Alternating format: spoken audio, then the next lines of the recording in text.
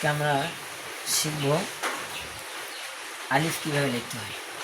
আর আলিফ লিখতে গেলে কতটুকু চোখ ধরতে হবে, 3 লাইন লিখতে গেলে আমরা কতটুকু চোখ ধরবো সে পরিমাণ আগে লেখা আপনাদেরকে দেখাই। যদি আমি এই মনে করেন যে এই দাগ পর্যন্ত আমি এই দাগে লিখি, তাহলে আমার চোখ ধরতে হবে এটা নিতে হবে, এটা নিলেই চলবে, এটা নিলে আমি লিখতে পারবো।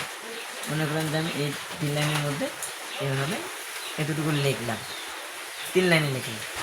আর আবার মনে করেন যে আবার দেখাবার যদি আমি 2 লাইনে লিখি, যদি আমি এই লাইনে আবার এই লাইনে লিখতে যাই, তাহলে আমার কতটুকু চোখ ধরতে হবে, এই পরিমাণে আমার চোখটা আগে নিতে হবে। এভাবে 2 সাইডটা আমি এগিয়ে নিলাম। আর দেখাচ্ছি এই এতটুকু আমাকে লিখতে গেলে এর পরিমাণ লিখতে হবে। যদি আমি 2 ঘরে লিখতে যাই তাহলে আমার এতটুকু চোখ লিখতে হবে। আবার মনে করেন যে আমি 1 ঘরে লিখতে যাব,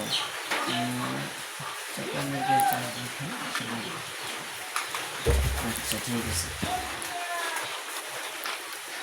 যদি আমি আবার 1 ঘরে 1 লাইনে 5টা লিখ লিখতে যাই, আমার কতটুকু চোখ ধরতে হবে। মনে করেন আমি 1 লাইনে 5টা লিখ লিখবো, এই পরিমাণ আগে ধরতে চোখটা নিতে হবে, তাহলে আমার সুবিধা হবে। মনে করেন যে আমি 1 লাইনে 5টা লিখ লিখবো,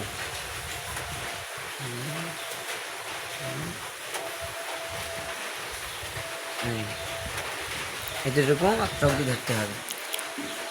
আর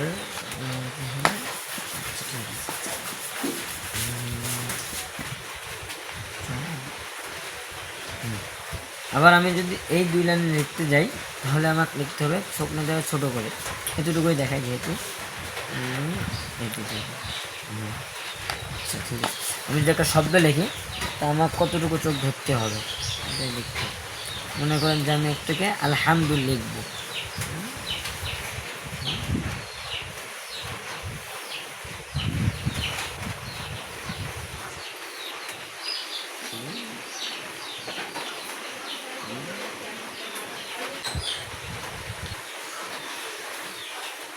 প্রথমে আমরা বোর্ডে লেখাই দিব।